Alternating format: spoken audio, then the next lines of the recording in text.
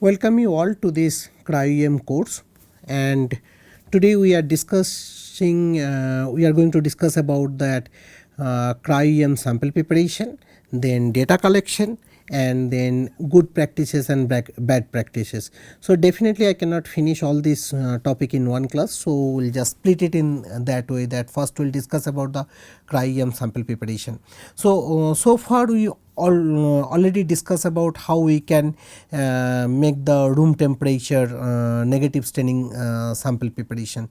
Now let us come and discuss about the Cryo-EM sample preparation. So Cryo-EM sample preparation will first we will discuss little bit about how we can prepare those samples using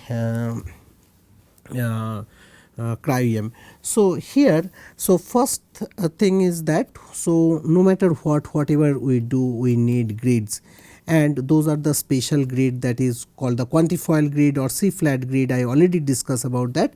These grids, what we have, we already discussed this particular part also, that the cryo grid are different than normal room temperature temp. So in this cryo grid, if we look at this particular square where you can find out there are different sizes holes are there, and there is a particular distance between those holes. So based on that, in one particular square, so you have a hole diameter and also there is a distance between those two holes. So generally we will get a 2 micrometer hole diameter, and then we can get the distance between these two hole will be 2 micrometer. So in this particular grid is called 2 by 2 grid or 2 by 2 grid, or sometime what will happen, we have 1.2 1.3 grid. So R 1.2 1.3 means, so hole size or hole diameter will be 1.2 micrometer and distance between the two hole will be 1.3 micrometer. Sometime you will get this hole size is 0.6 micrometer and distance between the two hole will be 1.2 micrometer. So based on our requirement, we have to select different types of grids, and in this particular case generally we use 2 by 2 or 1.2 1.3 or 0.6 1.2. So those grids are available in quantifoil as well as the C flat also. This particular size hole size and the distance between two holes are very important. Why it is very important? Because if you look at here, I am just, so in this one particular square sometime you will get a 50 holes, okay, and sometime you will get more, sometime you will get less. So here we are targeting only this particular 4 holes. So if we have a particular hole diameter, we have a particular hole diameter 2 micrometer, just consider that we are just taking 2 by 2 grids, and the distance between these two holes, it will be also 2 micrometer. So if there is a fixed hole diameter, fixed distance between the holes, it will be very easy to mapping at the end, because nowadays for the Cryo-EM imaging we have to collect very huge data set, sometime 5,000 images, 10,000 images, 20,000 images, and this imaging will be continuously go for 5 days, 6 days, 24/7. And it will be very difficult task for any human to go and sit for 24/7 for next 7 days and collect some 30,000 images. So we need an automatic system where there is a AI based system where we can use that knowledge, particular information, and we can tell that, okay, this is the center of the hole, this is the diameter of the hole, this is the distance between these two holes. Will teach that system couple of holes like that, couple of areas like that, distance will be 2 micrometer, there is a no change of the distance, this is the position of the hole, and you go and select the entire grid and collect wherever it is possible, and it will go and collect data. That is only possible because this hole diameter and the distance between holes are fixed. If it is variable, it will be very difficult for the automatic system to go check which one is your hole and collect your data.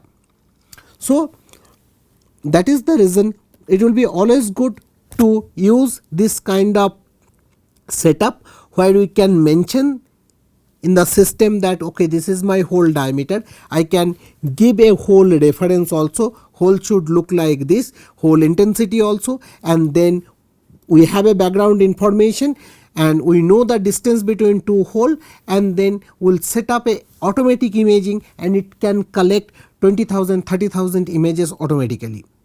So that is the reason this is a very important parameter, what types of grid we are using. So sometime we are using the lacy carbon grid also, because imaging a large cell or bacteria, sometimes these lacy carbon grids are helping us. Now what is the protocol, what protocol should we follow here? So first is grid preparation. So grid preparation is under that grid cleaning.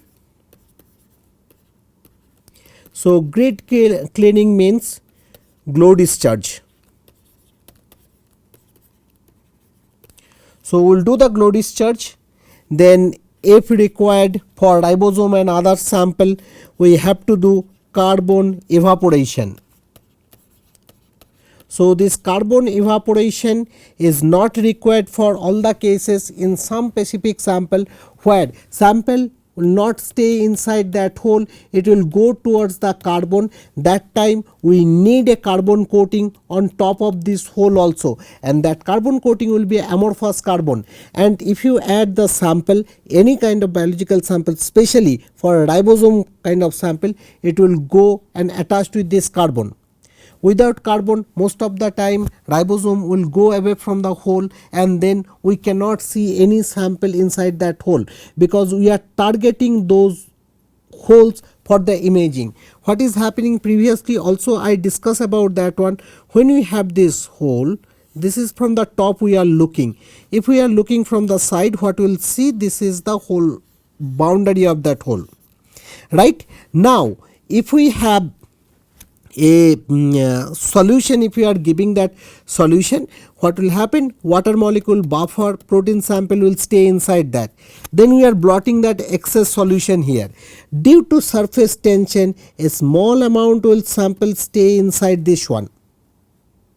So when a small amount sample will stay inside that, we have a protein sample or other sample, it has a different orientation. So something like that. When electron beam it will go, we will image this one. Now if that some sample, if they don't want to stay inside this hole and most of them will go to the carbon, what will happen, we will not see any sample here, we will see completely empty. So that is the reason some point we have to do the carbon evaporation on top of this hole, and then the next step, transfer this thin grid into our system, that we have to take this grid and we need the plunge freezing.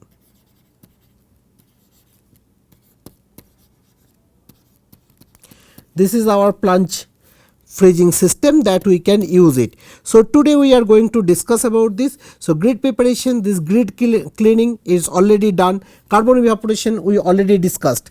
So this is one pipeline that will prepare our sample or prepare our grid. We are going to discuss about this plunge freezing. Now the other side, so we can branch this. One is grid preparation,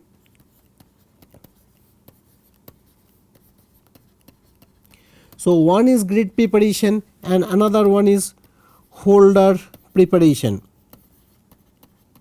So this cryo-EM preparation, it is not a very straightforward, you have lots of extra step. Then we have a grid cleaning, then carbon evaporation if it is required. So then we will take this grid and then we will go for that plunge freezing.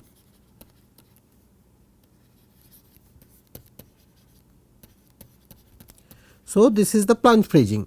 And the other one, that okay, previously we are using a manual holder and nowadays we are using NanoCap and other system to prepare the grids.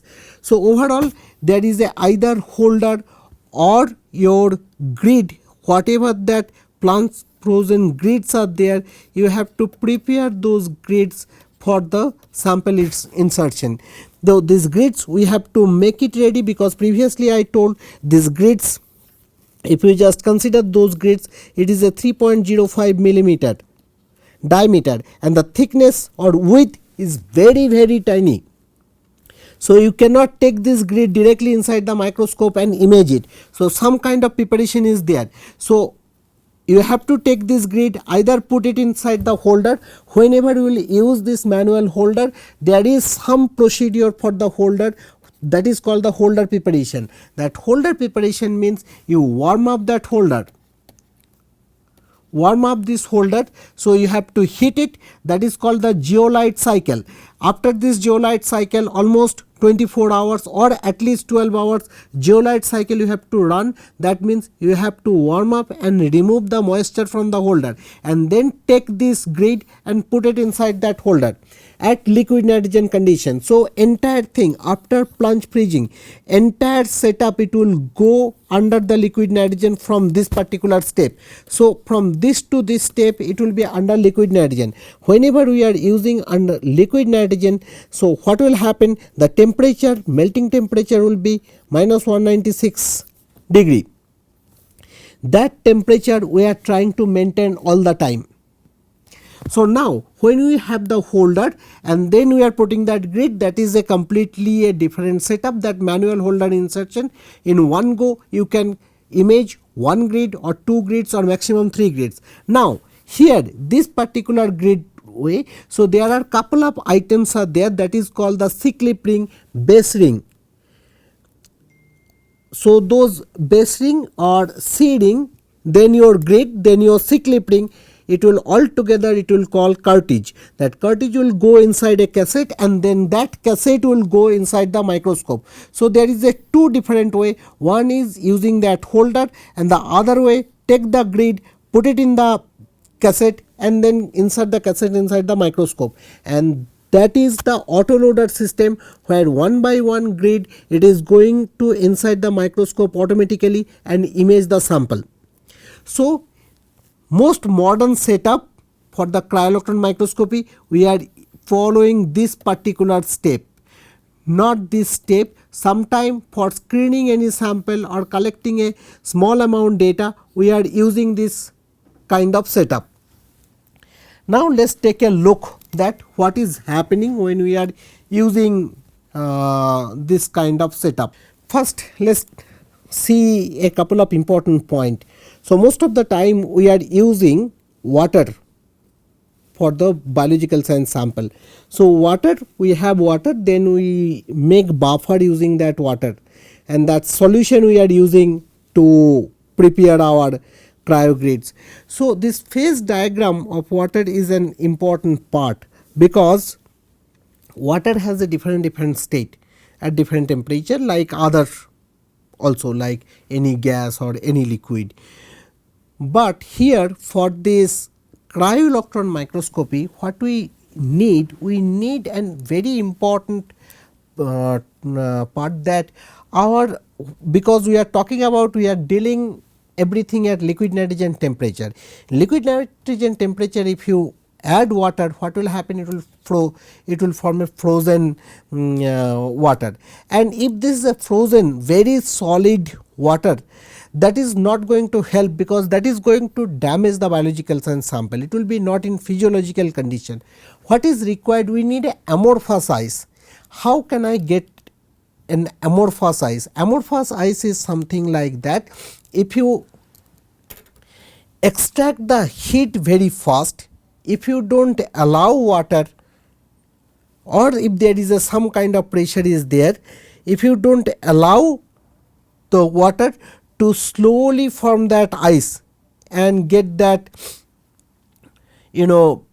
that structure and solidify and then make a cubic ice or hexagonal ice, then it cannot pack like that and form an amorphous ice. So we need an amorphous ice. So what is required for that, we cannot create lot of pressure when we are freezing the sample.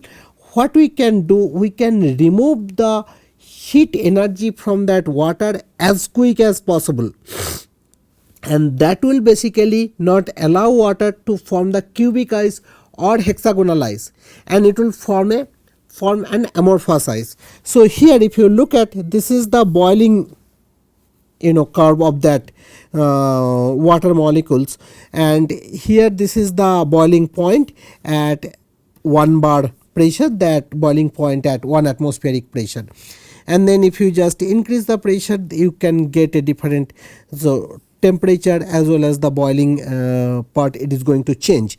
But then if you just go this is the freezing point where you can see different kind of ice formation. So this is the liquid phase of the water, and here this is the phase where you can get in between the liquid and solid, and here you can get in particular pressure, you can get that vapor and solid together.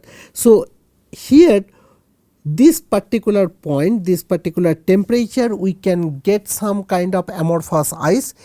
So that is our major focus here, that okay, how we can get some kind of ice which is not a hexagonal ice. So in this particular diagram, it is showing that different type of high density crystalline ice and high density liquid water. So the liquid water, it will form that hexagonal ice or cubic ice. So if there is a temperature, if we just take the temperature very slowly, then we will get a different kind of ice formation, and somehow we have to avoid that, and that is the reason we developed a freezing technique where we can take the heat very fast from that sample. Here we are looking at those parameters, that how we can freeze our sample using liquid ethane as well as the liquid nitrogen. So again, suddenly now I am coming to liquid ethane. So why do we need liquid ethane? Because in liquid nitrogen is already there. The first question it is coming, that why liquid ethane is required for freezing the cryo sample, not the liquid nitrogen.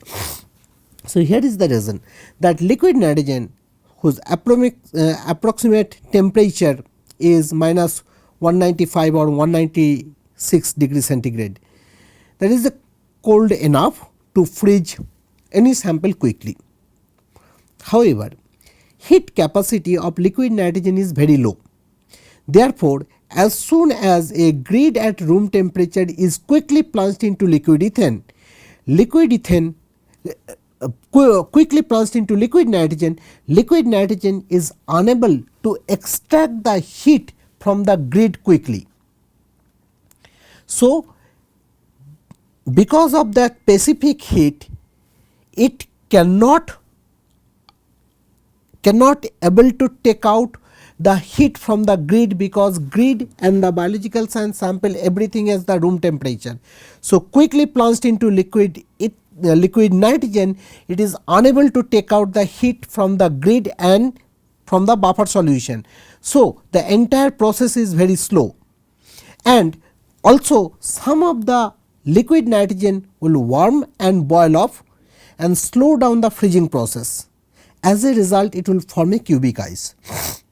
On the other hand, if we just consider that ethane melting temperature is minus 194 degrees centigrade and boiling temperature is minus 88.5 degrees centigrade.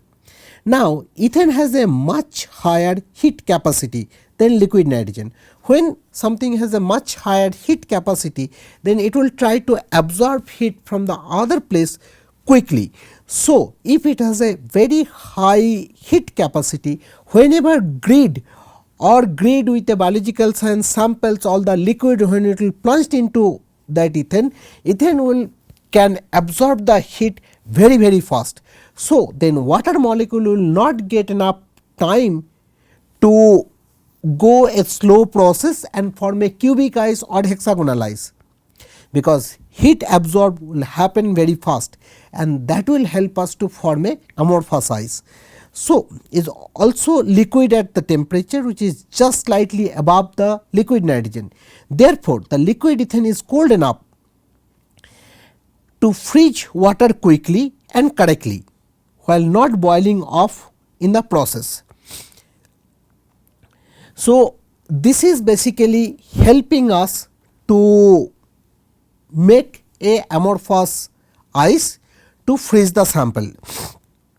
This property of the liquid ethane is, always remember that liquid ethane is very dangerous, because if it will drop somewhere in your body, that can damage the tissue or cell very easily. Liquid nitrogen is not dangerous that much, because here the major problem it is coming, it can absorb heat from our skin easily, and that will damage our skin sample.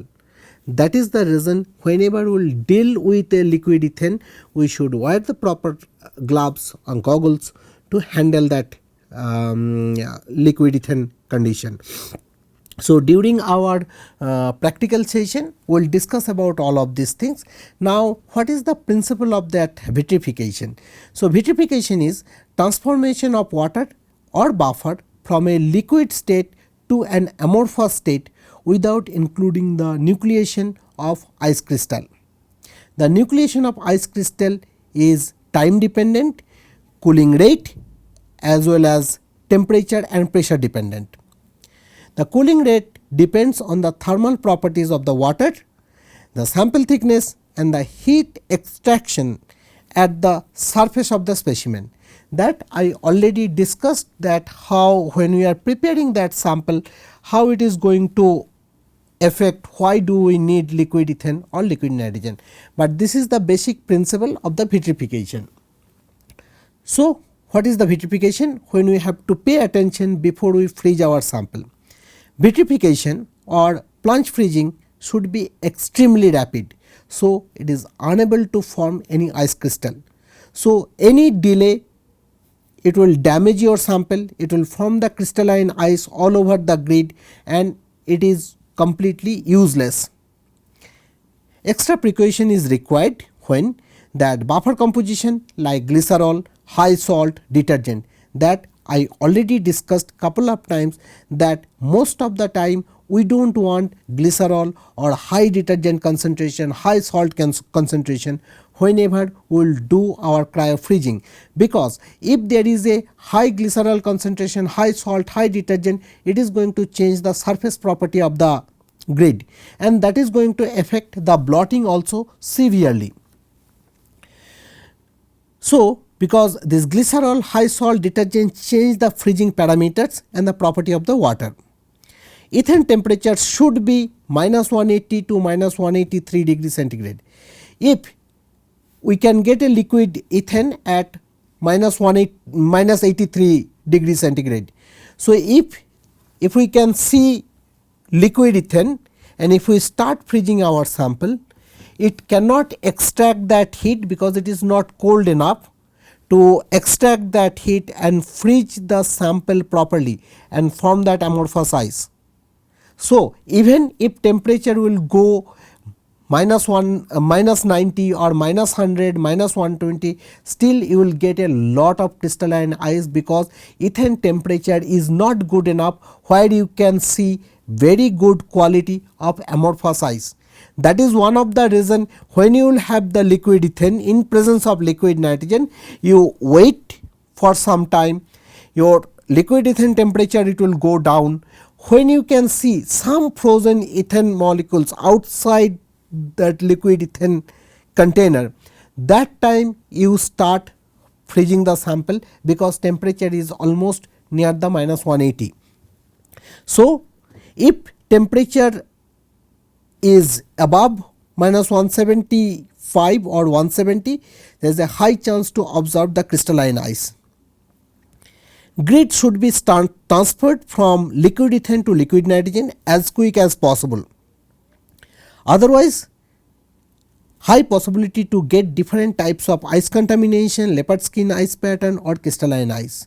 So, those are the area we have to pay attention before we start our cryo freezing, and this if we do not pay attention, then entire process, that starting from your purification and getting your cryo data, entire thing will be useless.